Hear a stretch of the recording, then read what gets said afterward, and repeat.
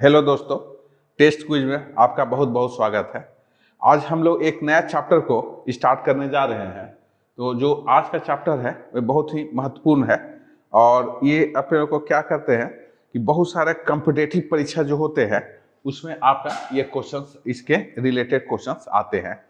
तो आइए हम लोग ना जो आज का जो टॉपिक है ये बहुत ही महत्वपूर्ण है और ये क्या गुरुत्वाकर्षण है। तो क्या करते थे हम लोग, फिजिक्स में पढ़े थे, भौतिक में, ये चार प्रकार के फंडामेंटल फोर्स होते हैं, है ना। जो फंडामेंटल फोर्स होते हैं, मुख्य जो बल होते हैं वे चार प्रकार के होते हैं।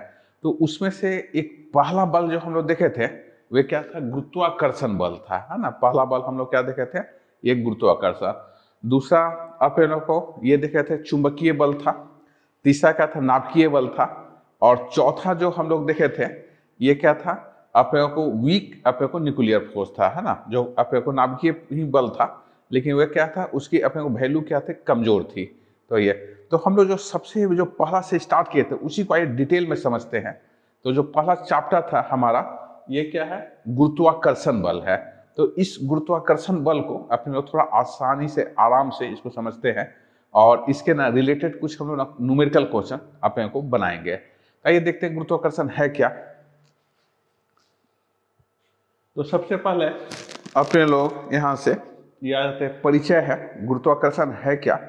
तो क्या हुआ है, इस अपने को विश्व का ये अपने को यूनिवर्स में हर ऑब्जेक्ट एक दूसरे ऑब्जेक्ट को और क्या है, अट्रैक्ट हो रही है। तो जब भी दो अपने को मास होगा ना, जो भी दो द्रव्यमान होंगे वे क्या करेंगे, आपस में एक दूसरे को क्या करते हैं, हमेशा आपस में एक दूसरे की तरफ खींचते हैं।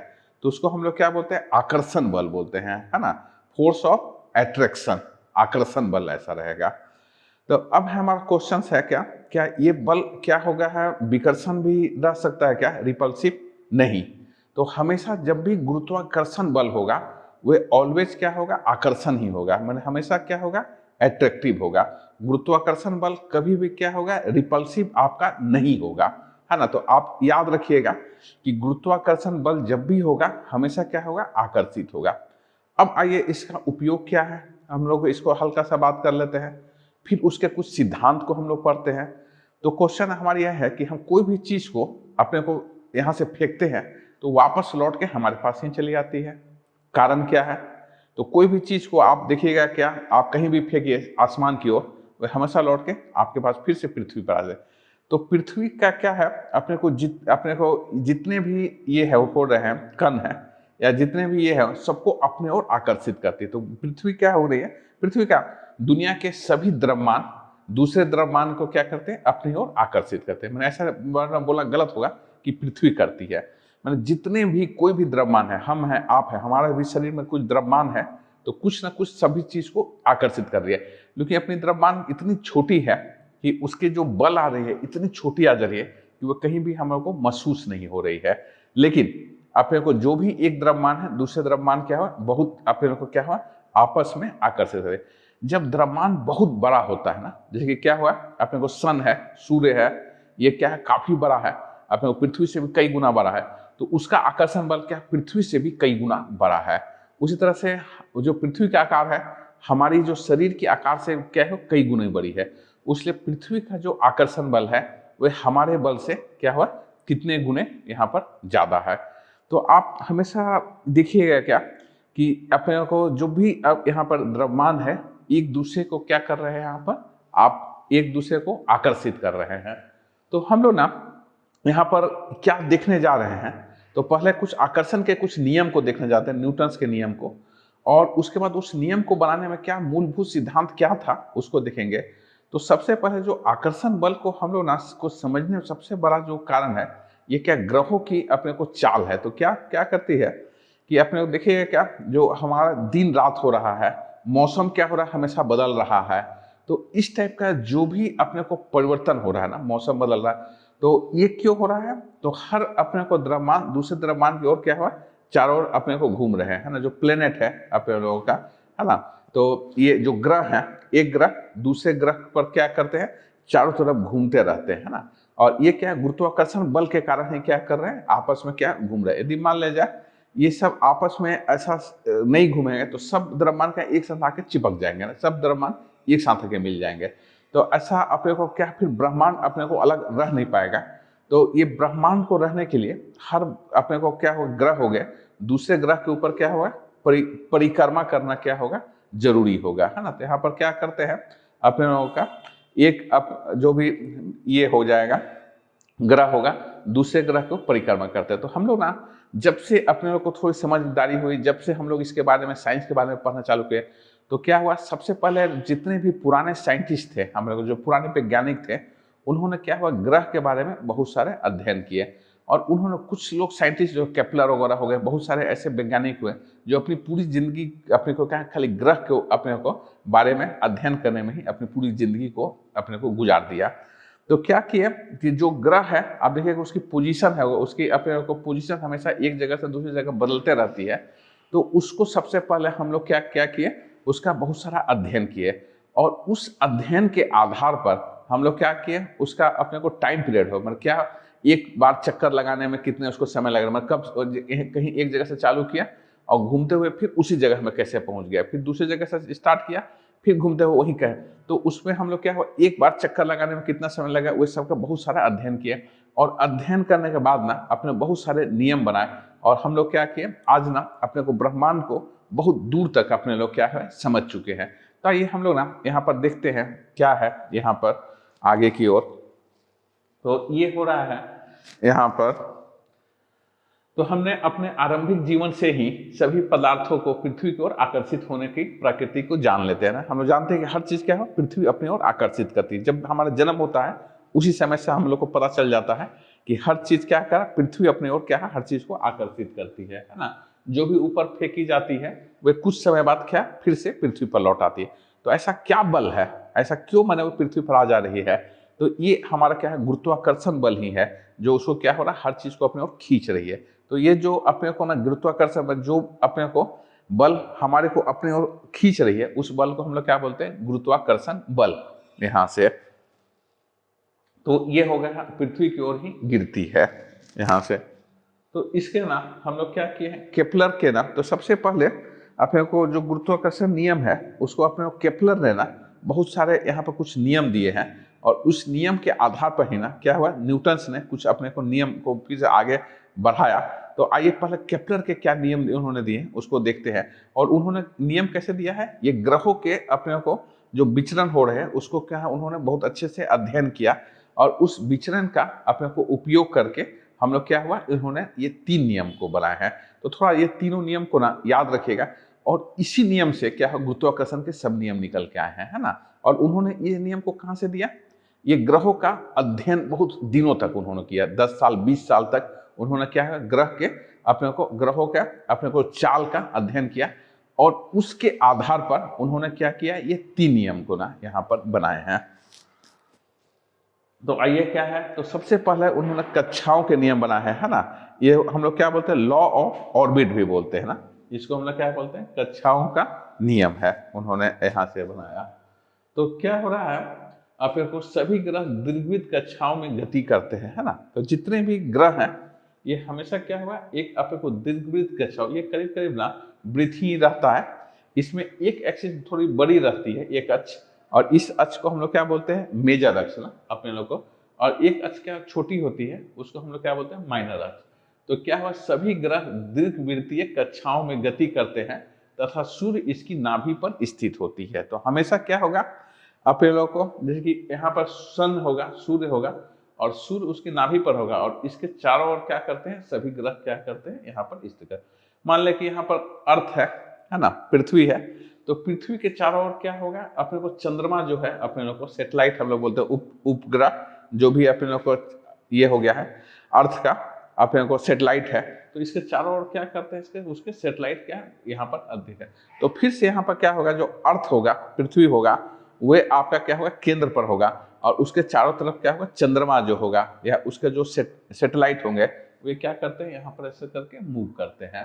तो ये क्या होगा सभी ग्रह दीर्घवृत्त कक्षाओं में गति करते हैं तथा सूर्य उसकी नाभि पर स्थित होगा। तो पहला नियम को आप याद रखेंगे, जो भी ग्रह कहीं पर अपने को क्या कर रहा है घूम रहा है तो वे हमेशा क्या होगा सन उसका एक नाभि पर होगा और ये क्या होगा, अपने को उसका जो पाथ होगा, अपने को उसका जो रास्ता होगा अपने को पथ होगा, ये हमेशा क्या होगा, ऐसा करके इलिप्टिकल पाथ होगा, है ना। ये अपने को ये क्या दीर्घवृत्त होगा, है ना, दीर्घवृत्त पर हमेशा ये ऐसा भ्रमण करेगा। और ये जो बड़ा वाला अक्ष होगा इसको हम लोग क्या बोलते हैं, मेजर एक्सिस 2a हो गया। और ये जो हो गया अपने को क्या होगा, माइनर एक्सिस क्या हो गया, 2b ऐसा हो गया। तो ये ना यहाँ से ऐसा रह जाएगा। तो नेक्स्ट है अपने को क्षेत्रफलों का नियम है। तो क्षेत्रफलों का क्या नियम है, यहाँ पर देखते हैं। सूर्य के किसी ग्रह को मिलाने वाली रेखा समान क्या है, समय अंतरालों में समान क्षेत्रफल क्या कहते हैं, प्रसव करती है, या समान क्षेत्रफल अपने को कवर करती है ना। तो दूसरा नियम क्या है, सूर्य से किसी ग्रह को मिलाने वाली रेखा समान समय अंतराल में क्या है, समान क्षेत्रफल क्या कहते हैं, प्रसव करती है। तो आइए इसको हम लोग ना यहाँ देखते हैं, इसको समझते हैं क्या हो रहा है। तो ये क्या हो रहा है आपका, यहाँ से ये हो रहा है, ये सन है हमारा, सूर्य है, और उसके चारों तरफ एक अपने को क्या हो रहा है, ये अपने को प्लेनेट है। प्लेनेट बोलने से ग्रह है। तो यहाँ पर क्या है, सन है, और उसके चारों तरफ एक ग्रह है, यहाँ पर ग्रह है ये। और ग्रह क्या हो रहा है, इसके चारों तरफ क्या कर रहे हैं, ऐसा करके घूम रही है ना। तो इसमें घूमने में क्या होगा कि जब यहाँ से यहाँ पहुंचती है, P से P डैश पहुंचती है, तो कुछ समय लगता है, मान लेंगे एक समय अंतराल T लगता है। तो ये यहाँ से यहाँ पहुंचने में समय अंतराल, इसके बीच में एक अपने को ये ऐसा एक त्रिभुज बनता है। इस त्रिभुज का मैं एरिया को ऐसा निकाल लो, तो इसको क्या लिखते हैं, डेल्टा ए मैं लिख रहा हूं, है ना। तो क्या हो रहा है, एक बार फिर से, एक ग्रह क्या कर रही है, सूर्य के चारों परिक्रमा कर रही है, और किसी समय पर एक पॉइंट P पर ग्रह है, कुछ समय बाद वो क्या करती है, ये P डैश पर आपका पहुंच जाती है कुछ समय बाद। तो ये P से पहुंच करके P डैश पर आ गई, और इसमें अपने को ये समय अंतराल पर कुछ एक अपने को ये जो एरिया यहाँ कवर किया। अब मैं क्या कर रहा हूँ, ये अपने को ग्रह यहाँ से पहुंच के फिर यहाँ आ गई नई पॉइंट में, और उतना ही समय अंतराल पर ये क्या अपने को P से या A से B पर पहुंचती है। समय का जो ये हो गया अंतराल होगा, वह हमेशा क्या होगा, बराबर रहेगा। समय का जो अंतराल होगा वह ऑलवेज क्या होगा, इक्वल होगा। तो यहाँ पर जो समय लगा था वही समय अंतराल पर फिर यहाँ से यहाँ पहुंच गए। तो ये एरिया जो अपने लोग को बनेगा और ये एरिया जो बनेगा हमेशा क्या होगा, इक्वल रहेगा। दोनों ये एरिया एक दूसरे के बराबर रहेंगे।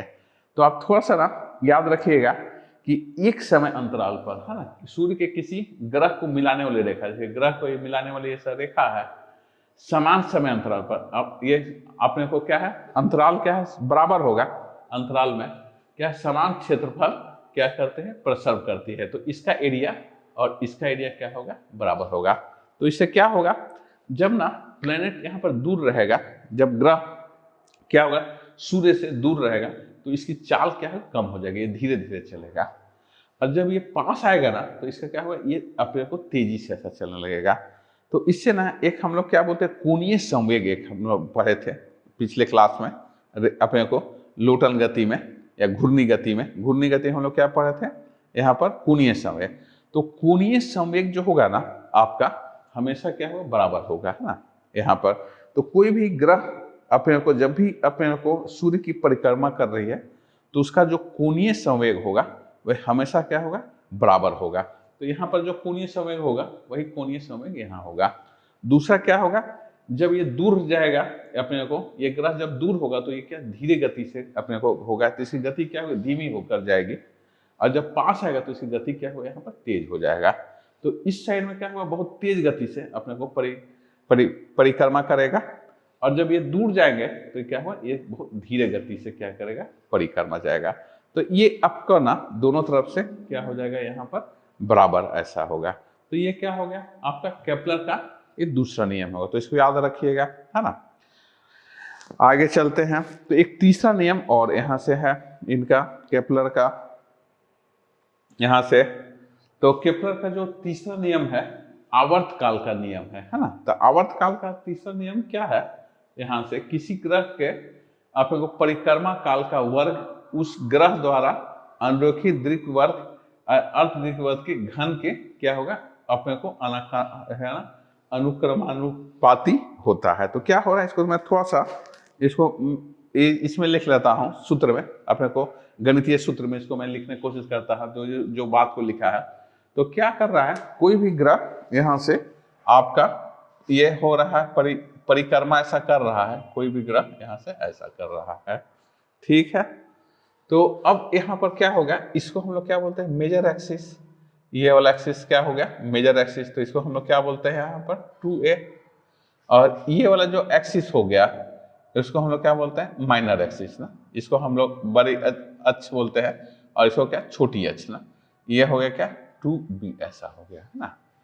तो क्या हो रहा है, अपने लोग को परिक्रमा अपने दीर्घवृत्त में क्या है, अपेक्षा अपने को ये हो जाता है।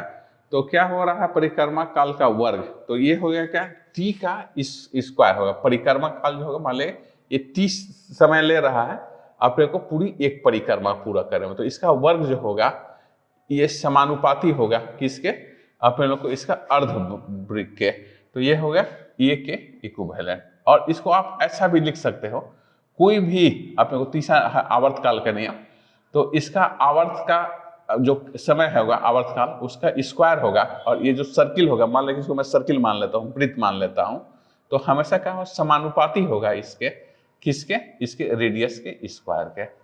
तो केपलर का ना जो तीसरा नियम होगा, ये हमेशा क्या होगा, कोई भी अपने लोगों का ग्रह किसी अपने लोगों का वृत्त के ऊपर ऐसा परिक्रमा कर रहा है, तो उसका जो आवर्त काल होगा, आवर्त काल क्या होता है, जहां से स्टार्ट किया और वो घूम करके फिर उसी पोजीशन में आ जाने का जो समय अपने को लगता है, मैंने जहां से मैं स्टार्ट किया वहां से चल के फिर उसी पोजीशन पर आ जाता हूं, तो उसके जो बीच का जो समय जो ये लगा, उसको हम लोग क्या बोलते हैं, आवर्त काल। तो यहाँ हो गया क्या, आवर्त काल हो गया। और इसका क्या है, इस स्क्वायर हो गया। ये अपने को ना क्या हो गया, इसके ना घन हो जाता है, ये इसका अपने को घन का अनुपाती होता है ना। ये अपने को दीर्घवृत्त के एक अक्ष के घन के अनुपाती होता है। तो ये हो गया क्या, इसका जो अपना आवर्त काल है का इसका क्या होगा, वर्ग कर लेंगे, ये समानुपाती होगा इसका जो त्रिज्या है वृत्त का, उसके क्या अपने को घन के, है ना। तो अपने को ये होगा। तो ये केपलर का तीसरा नियम है ना। तो याद रखिएगा, टी स्क्वायर ये समानुपाती है किसका, आर स्क्वायर। टी क्या है आपका, यहाँ से ये हो गया है परिक्रमा करने में कितना समय लगता है, तो उसको हम लोग क्या बोलते हैं, आवर्त काल। और आर क्या हो गया, उसके त्रिज्या हो गई ना, जिसमें वो घूम रहा है वृत्त में, उस वृत्त के क्या हो गए, त्रिज्या हो गई। तो ये अपने लोग का ना क्या हो गया, यहाँ पर ये रह गया। आइए हम लोग ना यहाँ पर ये देखते हैं आगे की ओर। तो यहाँ से तो अगला है यहाँ से गुरुत्वाकर्षण का सार्वत्रिक नियम है ना, यूनिवर्सल लॉ ऑफ ग्रेविटेशन हम लोग बोलते हैं। ये क्या है, गुरुत्वाकर्षण का सार्वत्रिक नियम है ना। तो इसमें क्या होगा, गणित रूप से अपने को न्यूटन के गुरुत्वाकर्षण नियम को इस प्रकार कहा जा सकता है ना। तो अपने को क्या हुआ, न्यूटन ने ना ये जो केपलर के द्वारा तीनों दिए हुए नियम को बहुत ध्यान से उन्होंने ऐसा पढ़ा, और उसको समझने के बाद ना उन्होंने एक गुरुत्वाकर्षण का नियम दिया। तो ये गुरुत्वाकर्षण के नियम को मैं यहाँ पर दिखा रहा हूँ। क्या हो रहा है कि अपने को कोई भी दो द्रव्यमान है, मान लें एक द्रव्यमान है उसका वैल्यू क्या है, m1 है, और दूसरी द्रव्यमान है उसकी वैल्यू क्या है, m2 है। तो दो द्रव्यमान है और एक का वैल्यू क्या हो रहा है आपका m1 है, और दूसरी की वैल्यू क्या हुआ, m2 है ना। अब मान लिया जाए दोनों के बीच का डिस्टेंस जो हो गया, ये दूरी है, ये दूरी अपने को r दूरी है ना, दोनों के बीच का ये दूरी r है। तो होता क्या है, अपने लोग को जो पहला जो इसके बीच में हमेशा एक आकर्षण बल लगेगा। दो द्रव्यमान कहीं भी में रखा हो जाए तो आपस में आकर्षण बल है, तीन रहेगा तो तीनों को बीच में आपस में आकर्षण बल लगेगा। तो जो आकर्षण बल होगा F जो लगेगा, आकर्षण बल F है, ये समानुपाती होता है किसका, दोनों द्रव्यमान के गुणनफल का ना। तो दोनों द्रव्यमान क्या है, m1 है, और इंटू क्या होगा, m2 हो गया है ना। तो पहला हमेशा याद रखिएगा कि जो दो द्रव्यमान होगा, दोनों द्रव्यमान का जो गुणनफल होगा उसी का समानुपाती क्या होगा, आपका क्या होगा, आकर्षण बल होगा है ना। ये बल हमेशा क्या, आकर्षण होगा पहला। अब क्या होगा, ये जो दूरी होगा ना उसका क्या व्युत्क्रमानुपाती होता है ना, इसका हमेशा क्या होगा, व्युत्क्रमानुपाती होता है। तो ये f हो गया, इस अपने को क्या होगा, व्युत्क्रमानुपाती अपने को 1 क्या होगा r का स्क्वायर ना। तो बोलने का अर्थ क्या हुआ, दूरी जैसे जैसे बढ़ते जाएगी यहाँ पर उसके क्या होगा, बीच में आकर्षण बल क्या बहुत तेजी से घटते जाएगा। दूरी क्या होगा, कम होगा, आकर्षण बल क्या ज्यादा होगा, और दूरी जैसे जैसे बढ़ेगी आकर्षण बल बहुत तेजी से क्या होगा, घटने लगेगा। तो ये अपने लोगों का ना ये दो बल है, दोनों को मैं एक साथ ना मिला दूं तो क्या हमारा एक आएगा, यहाँ गुरुत्वाकर्षण बल F यही आ जा रहा है, इक्वल टू क्या आ जा रहा है, एक यहाँ पर कांस्टेंट रख लेते हैं, इसी को हम लोग क्या बोलते हैं, ग्रेविटेशनल कांस्टेंट है ना, गुरुत्वीय अपने लोग को नियतांक है ना, ये G जो हो गया उसको हम लोग क्या बोलते हैं, गुरुत्वीय नियतांक। तो G हो गया और ये हो जाएगा क्या आपका m1 और इनटू क्या हो गया m2 और डिवाइडेड में क्या होगा r का स्क्वायर ना। तो ये जो यहाँ पर जो बल लग रहा है ये हो जाएगा आपका हमेशा, ये हो गया गुरुत्वाकर्षीय अपने को बल, और ये हो गया मास m1 और ये हो गया m2 और ये दोनों के बीच की दूरी क्या हो r का स्क्वायर। तो ये अपने लोगों का ऐसा हो गया, दोनों को एक साथ। तो इसी बात को ना देखिए कितने सुंदर परिभाषा में ना ये लिखा हुआ है। तो क्या हो, गणितीय रूप से न्यूटन के गुरुत्वाकर्षण नियम को इस प्रकार कहा जा सकता है ना। तो क्या है, किसी बिंदु द्रव्यमान क्या है m1 पर किसी अन्य बिंदु द्रव्यमान m2 है ना, दोनों क्या हुआ हम लोग पॉइंट मास मान लिए है ना, दोनों क्या हुआ अपने एक बिंदु पर स्थित है, मान के कारण बल का परिणाम जो F हो जाता है, इसका जो परिणाम होता है हमेशा क्या होगा, एक अपने को G गुरुत्वाकर्षण नियतांक और ये होता है m1 m2 अपॉन क्या होगा r का स्क्वायर, r क्या होगा दोनों के बीच का दूरी हो गया। अब क्या है यहाँ पर ये जो G का वैल्यू है ना गुरुत्वीय नियतांक की बहुत छोटी नंबर है, बहुत छोटी, देखिए कितना हो रहा है 6.67 इंटू 10⁻11।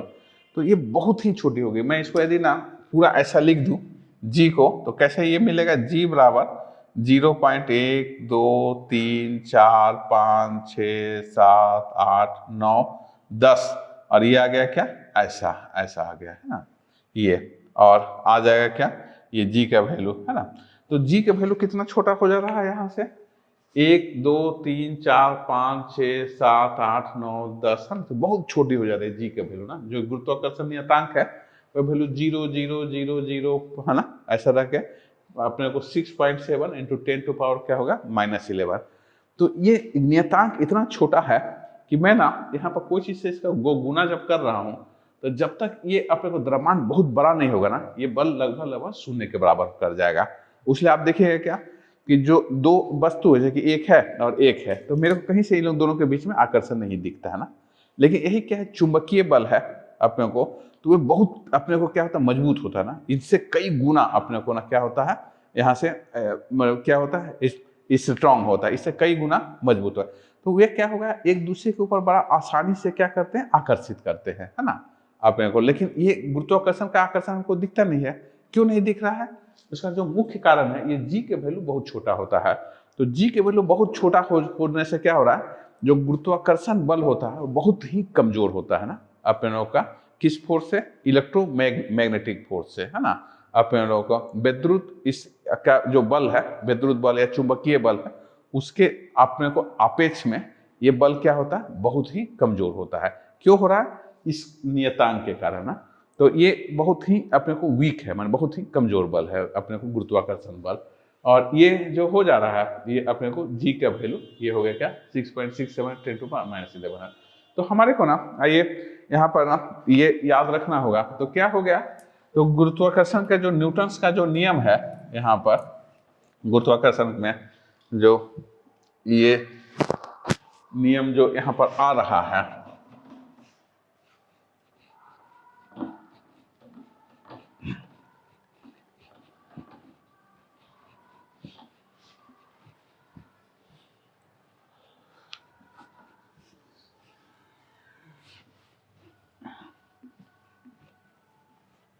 तो ये ना अपने को जो गुरुत्वाकर्षण का नियम है ये बल है, ये हो जाएगा क्या अपने को G अपने को गुरुत्वाकर्षण नियतांक, ये वैल्यू थोड़ा सा याद रखिएगा 6.67 इंटू 10⁻⁻11, और ये अपने लोगों का ये हो जाता है m1, और ये हो गया m2, और डिवाइडेड बाय क्या होगा अपने लोगों का, ये अपने लोगों को ये क्या हुआ r का स्क्वायर ना। तो ये अपने लोगों का ना ये यहाँ से ये चलाया, तो गुरुत्वाकर्षण का ये नियम था। आगे और हम लोग पढ़ते हैं।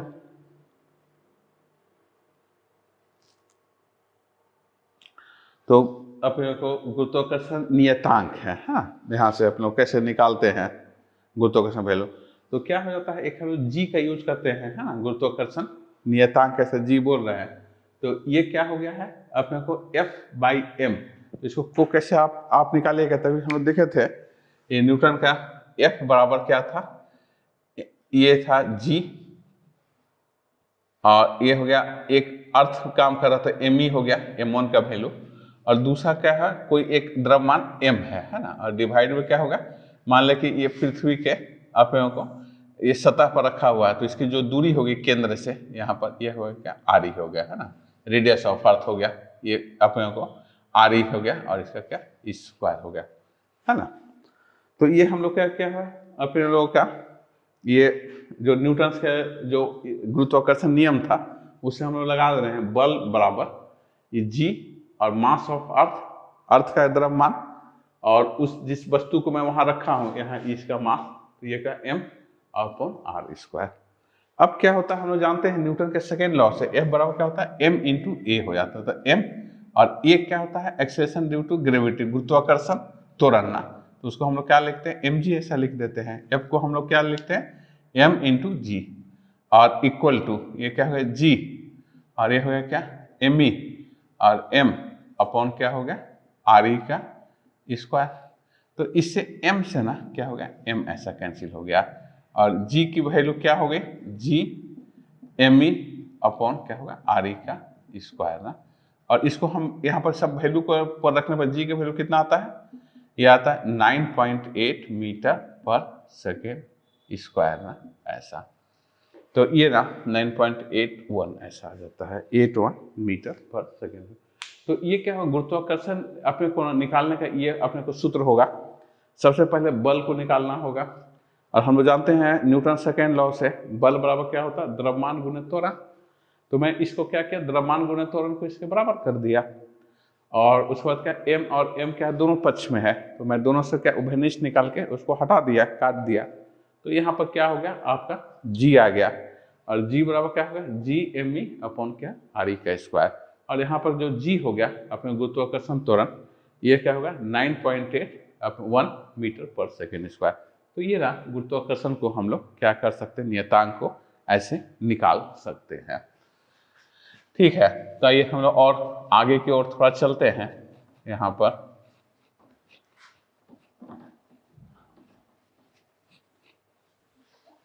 तो ये हो गया आपका गुरुत्वाकर्षण नियतांक। तो अगला है यहाँ से ये से, तो पृथ्वी के पृष्ठ पर या उसके ऊपर और नीचे गुरुत्वाकर्षण। तो अब है हमारे क्वेश्चन है कि मैं ना गुरुत्वाकर्षण ये क्या था हम लोग पृथ्वी के सतह पर निकाले थे, इसकी वैल्यू जी की वैल्यू कितना 9.81। मैं अब ऊंचाई को और बढ़ाते जाऊँ ना अपने को, मैं अपने क्या हुआ ये ऊंचाई को मैं पृथ्वी से ऊपर की जाता, तो क्या गुरुत्वाकर्षण त्वरण स्थिर रहेगा, बढ़ेगा या घटेगा। फिर मैं ना यदि मैं पृथ्वी के अंदर जाऊँ, एक अपने को क्या हुआ अंदर में गड्ढे बना दूँ और उसके अंदर में जाते जाऊँ, तो पृथ्वी के कुछ मैं अंदर चला जाऊँ तो वहाँ गुरुत्वाकर्षण बल क्या रहेगा, बढ़ेगा, घटेगा, स्थिर रहेगा। तो आइए हमारे क्वेश्चन है कि जी किस तरह से परिवर्तित होती है ऊंचाई के साथ और गहराई के साथ, उसको यहाँ पर अपने को समझने की कोशिश करते हैं, और उसको हम लोग क्या कैसे निकाल रहे हैं, यह क्या वह स्थिर रहती है, क्या वह बढ़ती है, क्या वह घटती है, क्या होती है, उसको यहाँ पर हम लोग क्या करते हैं समझने का कोशिश करते हैं। तो यहाँ पर जो हो रहा है तो ये क्या हुआ, ये अर्थ का सरफेस है ना, पृथ्वी का सतह है, ये पृथ्वी का सतह है। मैं क्या कर रहा हूँ ऐसे से ऊंचाई की ओर ऊपर की ओर जाते जा रहा हूँ। ये जी किस तरह से परिवर्तित होगी ना, इसको निकालना चाहता हूँ मैं। जी का वैल्यू यहाँ पर तो हम लोग को मालूम था, सतह पर निकाले थे अभी 9.81। मैं h ऊंचाई पर चले जाता हूँ, h ऊंचाई पर जाने के बाद ये जी की वैल्यू क्या होती है उसको मैं यहाँ पर निकालना चाह रहा हूँ।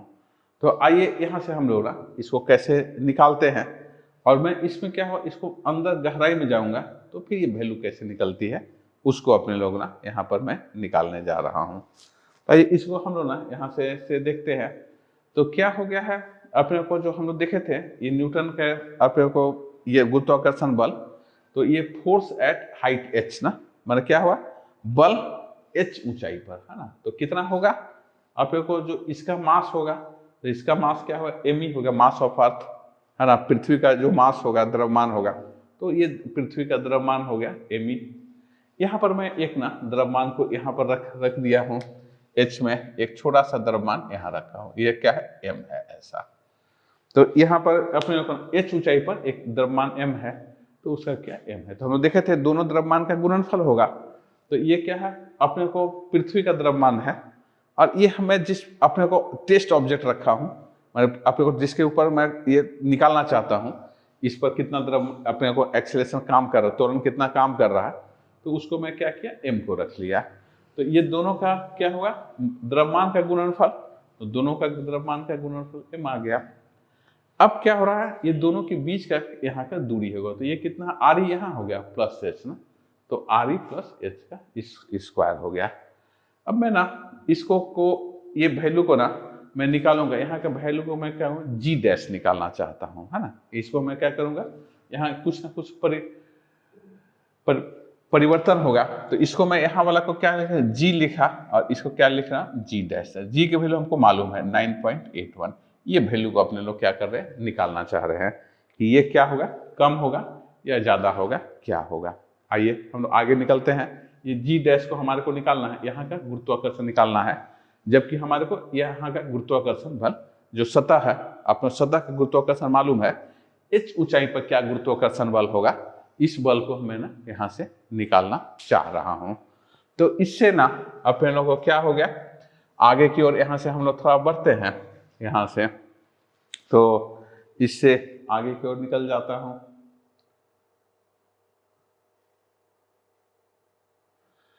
तो ये क्या हो गया, मैं इसको थोड़ा सा ना इसी में से आरी को क्या किया उभयनिष्ठ निकाल लिया ना, और इसमें हम लोग क्या किए बल है उसको मैं जी निकाले, यही क्या है जी डैश हो गया, और यहाँ से क्या हो आरी को यहाँ से उभयनिष्ठ निकाल लिया। तो ये उभयनिष्ठ निकालेंगे तो क्या जी एम अपॉन आरी, ये क्या हो गया जी बन जाएगा, और ये 1 प्लस एच प्लस आरी हो गया। तो कैसे हो गया, मैं उसको ऊपर वाला को क्या लिख रहा है यहाँ से जी डैश लिख रहा हूँ, और इक्वल टू ये क्या हो गया आपका जी और मास ऑफ अर्थ हो जाएगा ये एम ई है ना, और ये हो गया क्या आपका यहाँ पर जो था, यहाँ पर आप लोगों को आर ई का ये हो गया स्क्वायर, और ये बच जाएगा ये 1 प्लस, और आप लोगों को क्या है एच और प्लस क्या हुआ आर ई का ये क्या होगा स्क्वायर ना। यहाँ से ये वाला वैल्यू को कैसे ला रहा हूँ, मैं यहाँ पर लिखा था m इंटू जी डैश जो वहाँ का है equal to G M E into M upon क्या था आर ई और प्लस h का क्या होगा स्क्वायर, ऐसा था है ना। ये यहाँ इसको मैं लाया है ना, तो वहाँ f जो फोर्स है m इंटू जी डैश और equal to G M E M R E, इससे m से m फिर से क्या होगा कैंसिल होगा, तो इससे क्या जी डैश आ गया। अब मैं ना इसको जानता हूँ जी एम अपॉन आर बराबर जी हो जाता है, तो इसको ऐसा लिखते हैं जी डैश इक्वल टू ये जो G M upon R E है ये क्या होगा आपका जी हो गया, और ये हो जाएगा क्या 1 plus H by R E का क्या हुआ इस स्क्वायर, यहाँ से एच बाई आर ई हो जाएगा, यहाँ से बाहर निकाल है तो एच अपॉन आर ई, और इसका क्या हो गया -2 है ना। और इसको ना हम लोग ना क्या हो रहा है आप लोग एच बाई आर ई बहुत छोटा होता है, एच कम हाइट पर होता है, तो इसको हम लोग क्या करते हैं इसको अपने को बहुत छोटी वैल्यू होता है तो बाइनोमियल थ्योरम का हम लोग यूज कर रहे हैं है ना, बाइनोमियल से। तो जी बराबर क्या है 1 माइनस और क्या हो गया 2h अपॉन क्या आर ई हो गया है ना ऐसा। तो ये क्या हो गया, तो किसी भी ऊंचाई पर जाएंगे जी डैश जो निकलेगा ये क्या होगा जी 1 माइनस 2h अपॉन आर ई, और जैसे जैसे मैं हाइट को बढ़ाते जाऊंगा तो 1 से कम हो गया तो इसका वैल्यू हमेशा क्या कम होता जाएगा। तो मैं जैसे जैसे ऊंचाई पर जाते जाऊंगा ये क्या होगा आपका ये जी के वैल्यू क्या होगा कम हो जाएगा, घटते जाएगा है ना, और हमेशा क्या होगा ये अपने को जो वैल्यू होगा जी डैश बराबर जी 1 माइनस 2h अपॉन आर ई होगा। इसको ना ऐसा भी कोई ना ग्राफ ऐसा करके दिखा सकता है, ग्राफ में मैं इसको ना यहाँ से, तो क्या हो रहा है, ये मैं h की ऐसे बढ़ाते जा रहा हूँ इधर, तो g यहाँ पर था, है ना, ये कितना था 9.1, तो जैसे जैसे मैं ऊंचाई जाऊँगा ऐसा ऐसा ये धीरे धीरे ऐसा घटते जाएगा ना, तो मैं जैसे ऊंचाई जाऊँगा g का वैल्यू क्या होगा, हमेशा क्या होगा, ऐसा कम होता जाएगा। तो थोड़ा सा याद रखिएगा, मैं जैसे ही ना किसी ऊंचाई पर जाऊँगा तो जो उसका आपको जो गुरुत्वाकर्षण नियतांक है g का वैल्यू वह क्या कम होगा, और उसका जो सूत्र होगा g डैश नया हाइट पर g dash equal to g 1 minus 2h upon r कर जाएगा। तो ये ना आपका यहाँ पर ये बन जा रहा है सूत्र। तो यहाँ से और निकलने के बाद में हम लोग क्या ये करते हैं, यहाँ से आगे की ओर बढ़ते हैं ऐसा।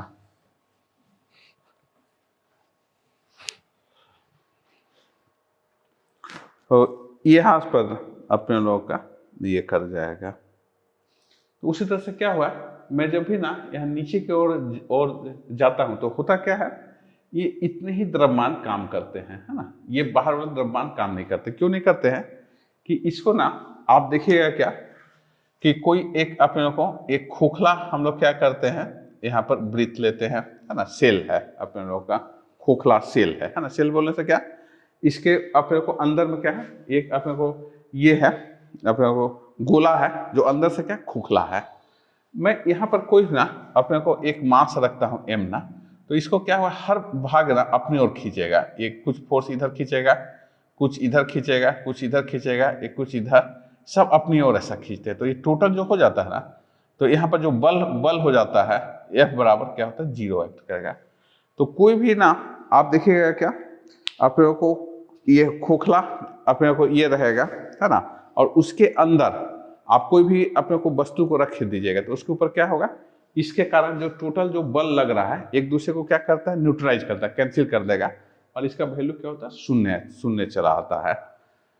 तो इसको मैं ना यहाँ पर दिखा रहा हूँ कि खाली इतना ही ना, जब भी मैं इसके नीचे जाऊंगा ना तो खाली इतना ही अपने को क्या हुआ, पोर्शन जो हो गया, ये अर्थ का इतना भाग है, यही खाली अट्रैक्शन का काम करेगा, और ये सब क्या होगा, नहीं करेगा।